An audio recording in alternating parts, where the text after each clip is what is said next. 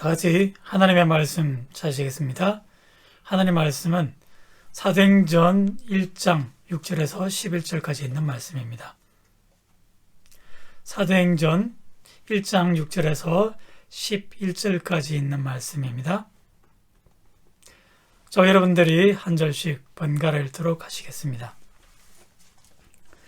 그들이 모였을 때 예수께서 여쭈어 이르되 주께서 이스라엘 나라를 회복하심이 이때니까 하니 이르시되 때와 시기는 아버지께서 자기의 권한에 두셨으니 너희가 알 바 아니요 오직 성령이 너희에게 임하시면 너희가 권능을 받고 예루살렘과 온 유대와 사마리아와 땅 끝까지 이르러 내 증인이 되리라 하시니라.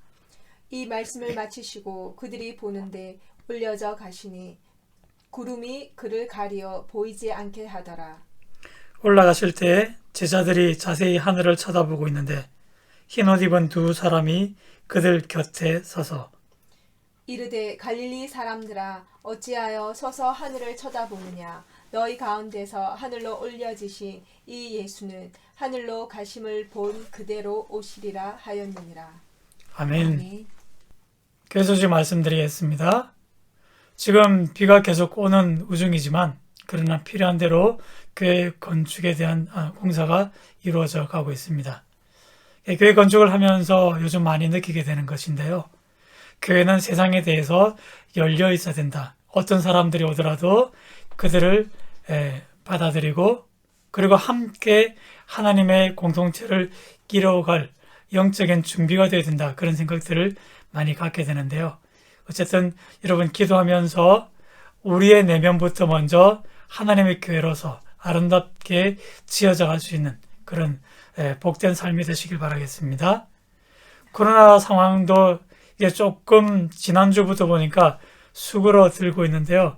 그럼에도 불구하고 우리가 계속 마음을 놓지 않고 이제 끝까지 이 코로나 상황이 종결될 때까지 기도하고 또 서로를 세워주는 그런 아름다운 삶이 되어야 될 것입니다.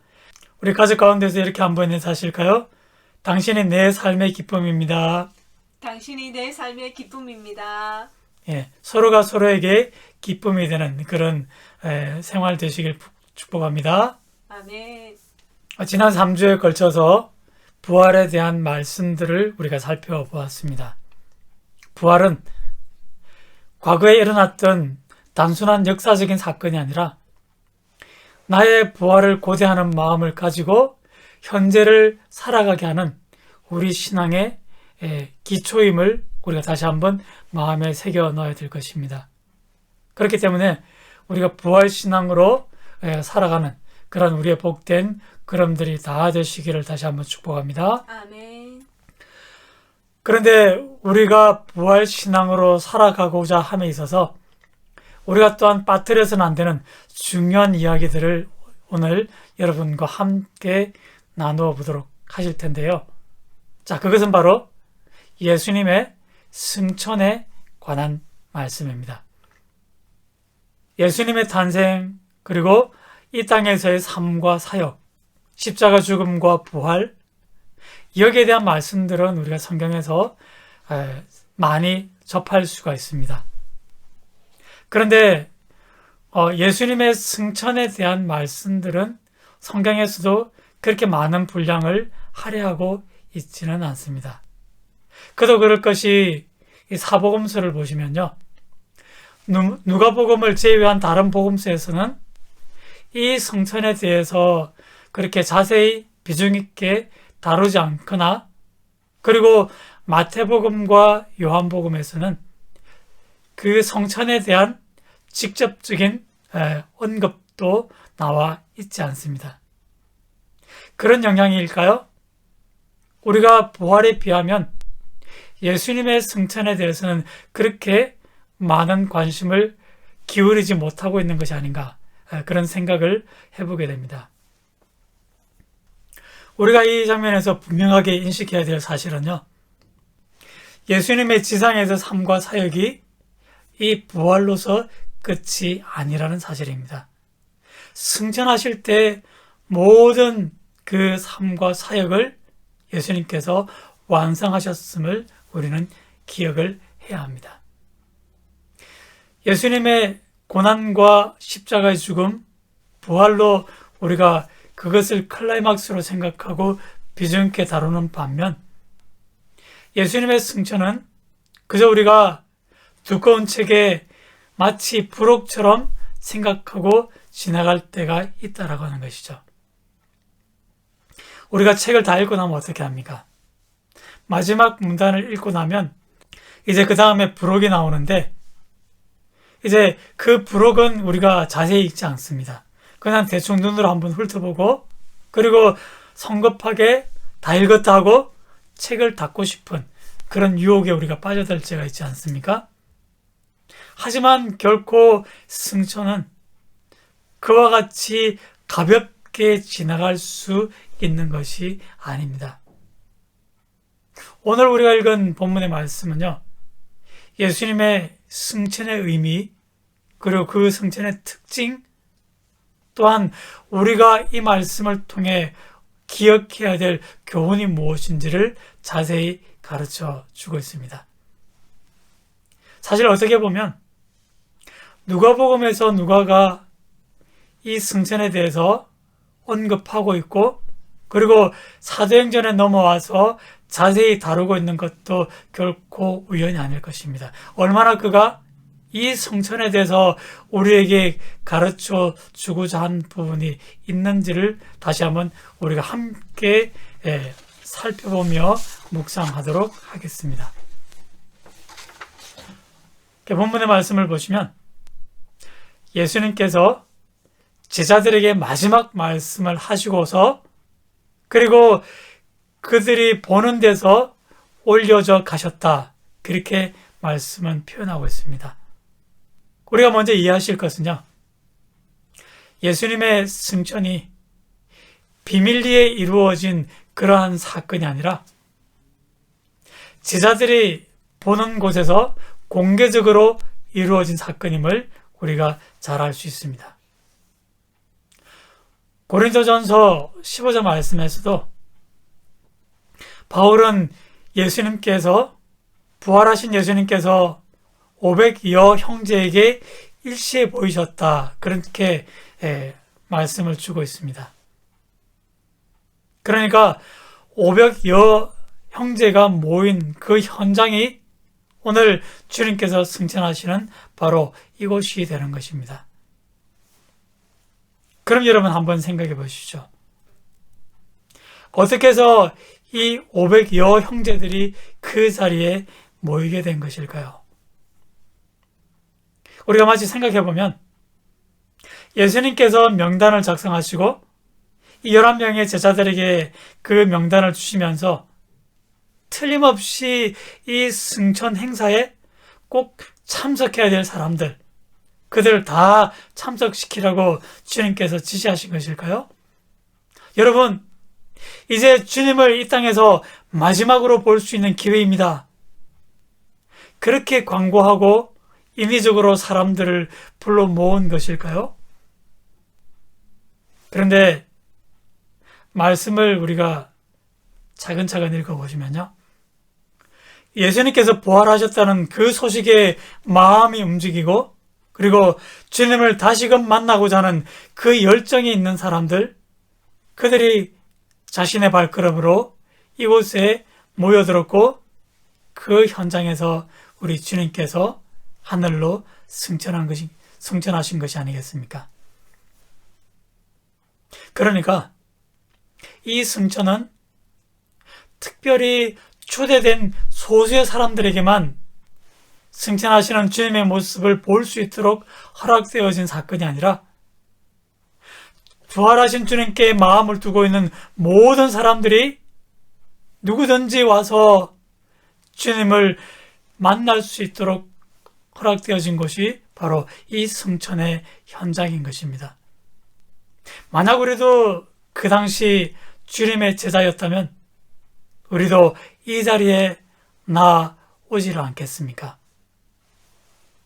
그리고 예수님의 승천은 올려졌다라는 표현으로 말씀엔 기록되어 있습니다.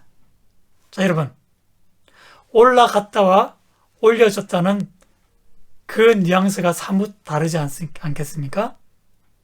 이 말은 예수님께서 스스로 올라가신 것이 아니라 어떤 힘에 의해 끌어올려 주셨다는 그런 의미를 담고 있는 것입니다. 그렇다면 그 힘의 주체가 누구이겠습니까? 바로 아버지 하나님이 아니시겠습니까? 예수님을 이 땅에 보내신 분도 아버지 하나님이시요, 이 땅에 살다가 십자가 죽음과 부활, 그리고 승천으로 이어지는 모든 과정도 하나님께서 이끌어 가신 것입니다. 그러므로 승천도 우리를 구원하시기 위한 하나님의 구원의 과정 속에 들어있는 장면이라는 것입니다. 그러므로 부활을 믿는 우리에게는요, 부활 따로 승천 따로가 아니라 그것이 하나의 과정으로 우리가 믿어야 할 우리의 믿음의 내용인 것을 우리가 확신할 수 있어야 합니다. 그러하기 때문에 부활을 기다리는 우리는 역시 승천하게 될 것도 믿는 마음을 가지고 그때를 기다릴 수 있어야 한다는 것입니다.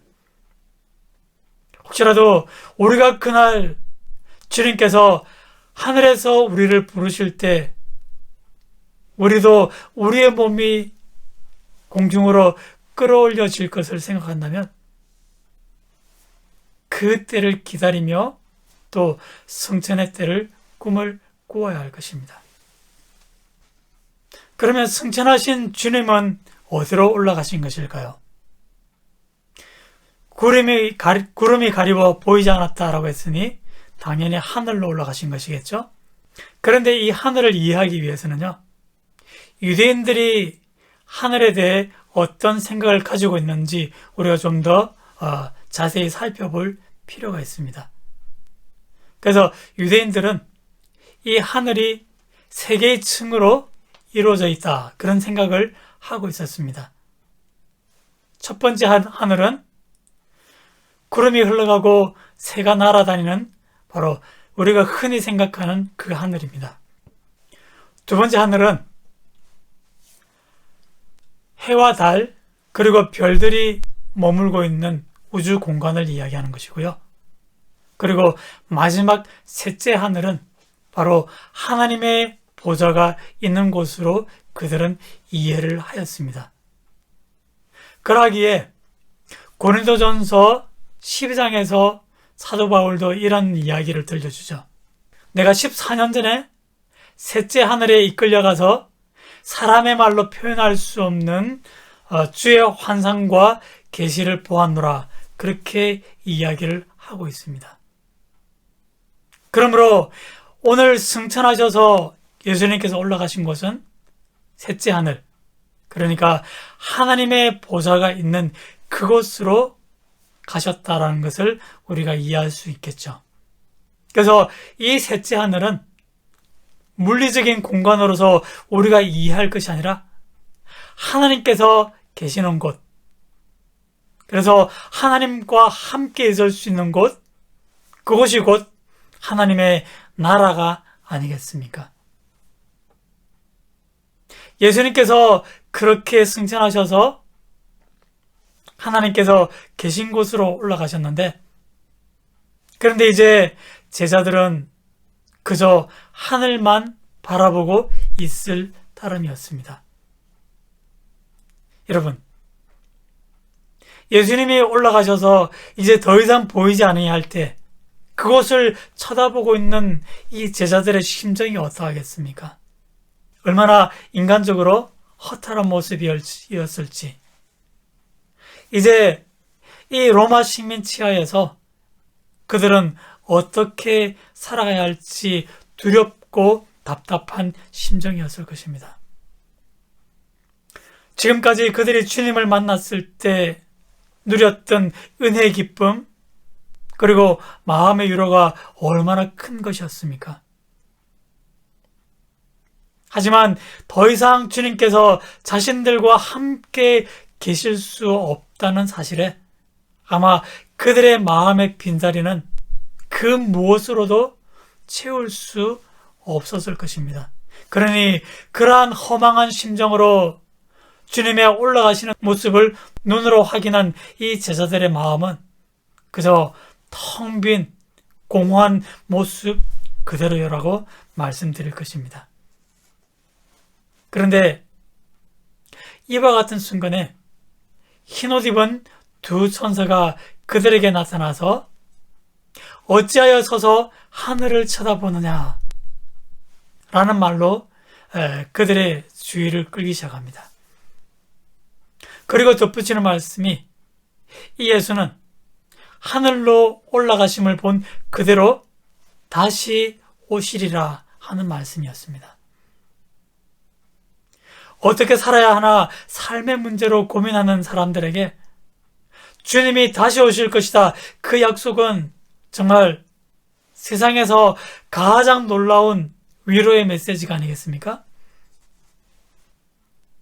주님을 잃어버리고 이제 어떻게 살아야 되나 그 고민에 있던 제자들에게 이 약속은 그들이 살아가야 할 새로운 삶의 목적을 제시해주는 놀라운 위로의 말씀이 되는 것입니다. 만약 이러한 삶의 목적이 없었다면 베드로는 그저 다시 고기 잡는 생활로 돌아가고 말 것입니다. 세리마태는 다시 이제 백성들의 그 세금을 걷는 그 자리로 이제 자기의 직업을 바꿔야 되겠죠. 그 외에도 오늘 모인 이 500여 형제들 역시도 실망하는 마음을 가지고 옛날의 모습으로 쓸쓸히 돌아가는 그 발걸음을 옮겨 놓을 것입니다. 그러나 주님께서 다시 오실 것이라 그 약속의 말씀이 주어졌기 때문에 결코 그들은 옛날의 자리로 되돌아가서는 안 된다는 것입니다. 이제 옛날 그 자리로 되돌아갈 것이 아니라 예수님께서 주신 마지막 그 약속의 말씀이 있기 때문에 주님 다시 오실 때까지 그 말씀을 따라 살아가야 할 소명이 그들의 삶 속에 생겨난 것이죠. 자, 그러면 예수님께서 그들에게 마지막 주신 그 약속의 말씀이 무엇입니까? 우리가 너무나 잘 아는 말씀이죠.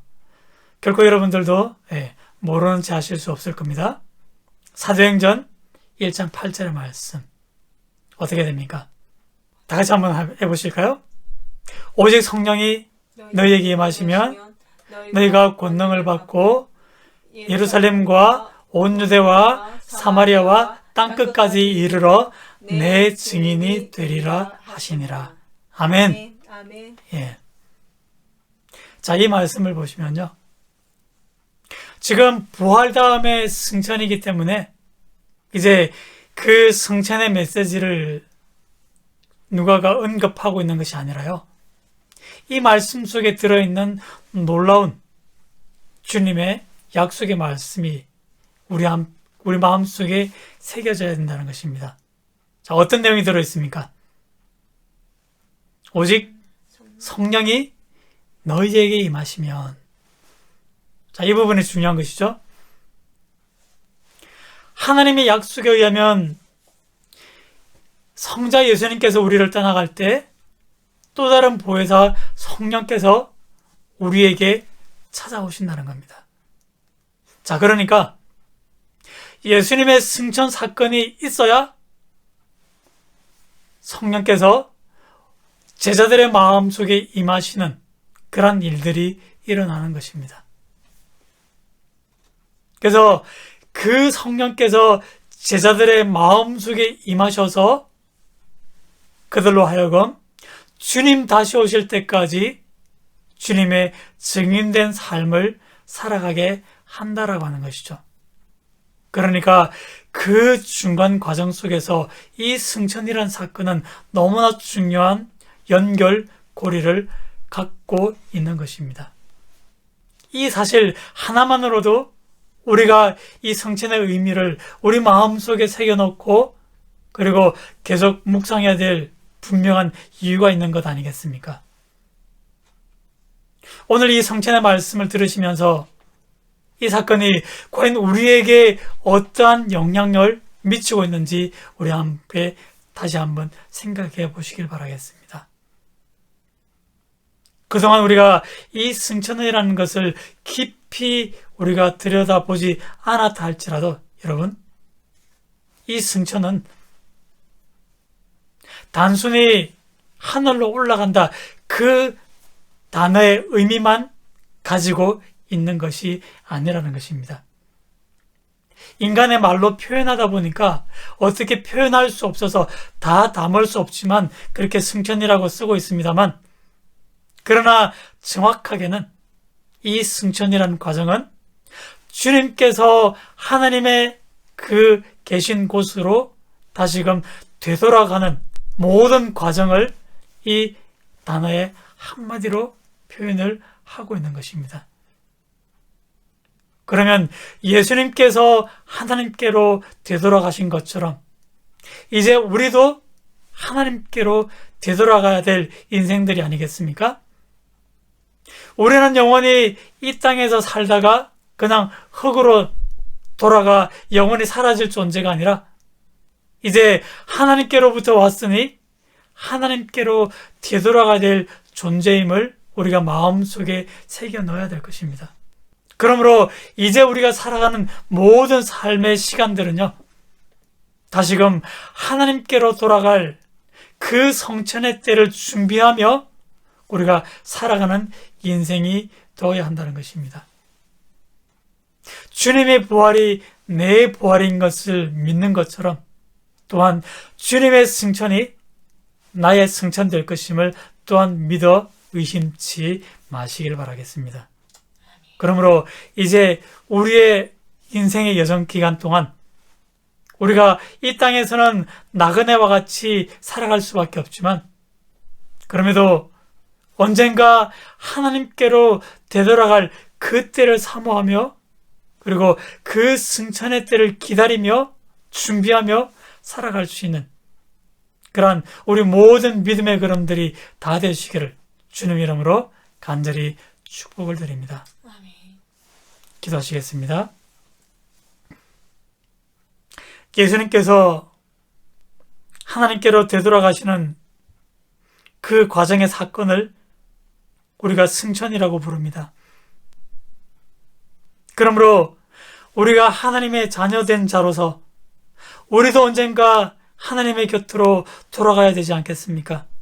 그럴 때 주님의 부활이 내 부활인 것처럼 주님의 승천 또한 나의 승천으로 이어질 것임을 우리가 기억하게 하시고, 우리가 이 땅 살면서 성령과 함께 동행하면서 우리의 그 승천의 때를 믿음으로 준비하며 살아갈 수 있는 우리의 모든 믿음의 걸음들 될 수 있도록 인도하여 주옵소서. 하나님의 품이 그리워 또 하나님의 품에 안겨 영원히 안식할 그 때를 사모하기에 우리가 더욱더 이 땅에서 삶을 믿음으로 또 잘 준비하며 살아갈 수 있도록 우리와 함께하여 주시옵소서. 감사를 드렸고 모든 말씀을 사랑하시는 예수 이름으로 간절히 기도드리옵나이다.